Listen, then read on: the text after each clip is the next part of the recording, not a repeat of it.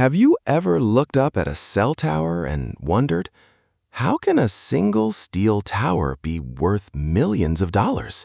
It doesn't produce anything. It doesn't sell products. And most people never even notice it's there. Yet some companies own more than 200,000 cell towers around the world. Together, those towers generate billions of dollars every year. So how is that possible? Who actually owns these towers? How much does one cost to build? And if you had enough money, would owning a cell tower be one of the smartest investments you could make? Let's find out. Every phone call, every text message, every social media post, every online video, and almost every internet search on your phone depends on one thing: a nearby cell tower. Without these towers, modern life would almost stop. Today, there are millions of cell towers operating across the world. Some stand on mountains. Some are hidden on rooftops. Some are disguised as trees. Others are built beside highways or in the middle of busy cities. Their job is simple. They receive wireless signals from your phone, then send those signals across powerful fiber optic networks to the rest of the world.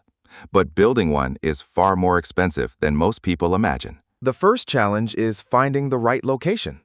A tower must cover as many people as possible. It also needs permission from local authorities. Environmental studies may be required. Neighbors sometimes oppose new towers. In some cities, getting approval can take months or even years.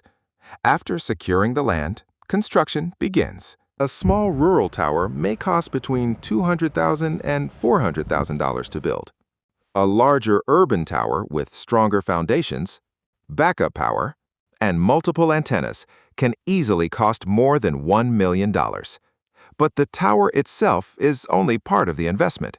The owner also pays for the land, engineering, permits, concrete foundations, steel structures, power connections, fiber optic cables, security fencing, backup batteries, and diesel generators that keep the tower running during power outages. By the time everything is finished, the total investment can be surprisingly high. So why would anyone spend millions of dollars on something that looks like a simple steel tower? Because the real value isn't the steel. The real value is the location. A tower built in the perfect place becomes extremely difficult to replace. Once mobile operators install their equipment, moving to another location becomes expensive and inconvenient. That gives tower owners something every investor wants: long-term customers and long-term income. This is exactly why companies like American Tower, Crown Castle, and SBA Communications On tens of thousands of towers instead of building just a few. They aren't really in the construction business. They're in the business of owning critical infrastructure. And that's where the real money begins. Now comes the most interesting part. How does a cell tower actually make money? Surprisingly, the tower owner usually isn't the mobile company. In many countries, the towers are owned by separate businesses. Companies like American Tower, Crown Castle, and SBA Communications. Their business model is surprisingly simple.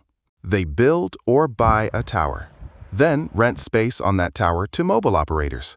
Imagine owning an apartment building. Instead of renting apartments to families, you're renting on a steel tower to telecom companies. The first mobile operator signs a long-term lease. That lease can last 10, 15, or even 20 years. Every month, the operator pays rent to keep its antennas on the tower. But here's where the business becomes incredibly profitable. One tower doesn't have to serve just one customer. A second operator can install its own antennas, then a third, sometimes even a fourth. The amazing part is that the tower itself barely changes. The same foundation, the same steel structure, the same security fence. But every new tenant increases the owner's income. The cost of adding another customer is relatively small, while the extra revenue can be substantial.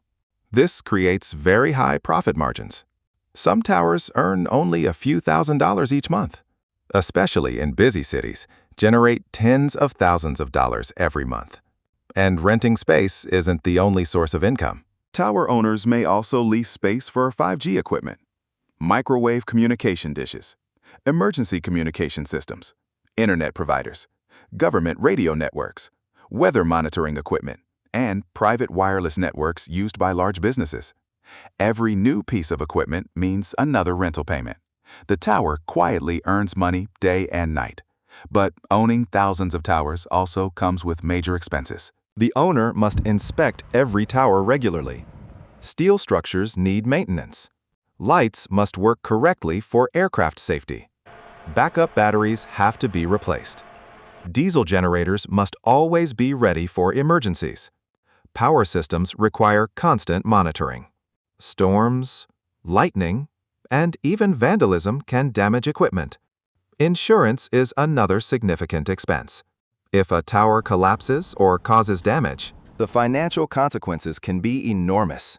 Then there is the cost of the land. Some owners buy the land outright. Others pay rent every month to farmers, businesses, or private landowners. Even with all these expenses, a well-located tower with several long-term tenants can remain highly profitable for decades, and that raises the biggest question of all. Just how much profit can a single cell tower really generate? And is owning hundreds or even thousands of towers one of the best infrastructure businesses in the world? So, is owning a cell tower actually worth it? The answer depends on one thing: location. A tower in a remote area may only have one tenant. Its income is steady, but it's limited. Now imagine a tower in the center of a major city. 3 mobile operators lease space on it. A government agency installs emergency communication equipment. An internet provider adds a microwave dish. Suddenly, one steel tower is generating thousands of dollars every month. The best part? Most of those contracts last for many years.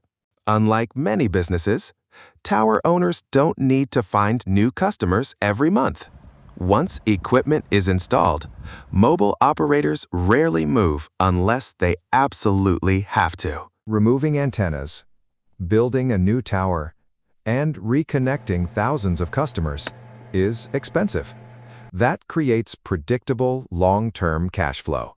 This is one of the main reasons why infrastructure investors love cell towers. But this business is not risk-free. Technology keeps changing. Older equipment must be upgraded. New 5G and future 6G networks require continuous investment. Governments can introduce new regulations. Interest rates can increase borrowing costs. And if operators merge, a tower may lose one of its tenants. Natural disasters can also create unexpected repair costs. Despite these risks, demand for wireless communication continues to grow. Every year, people use more mobile data, more connected devices, more smart cars, more security cameras, and more AI-powered services.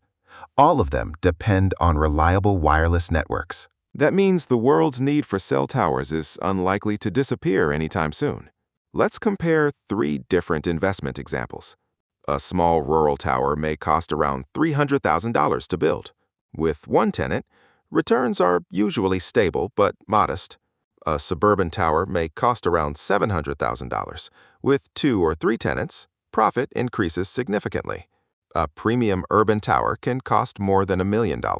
But with multiple long-term tenants, it can generate exceptional returns for many years.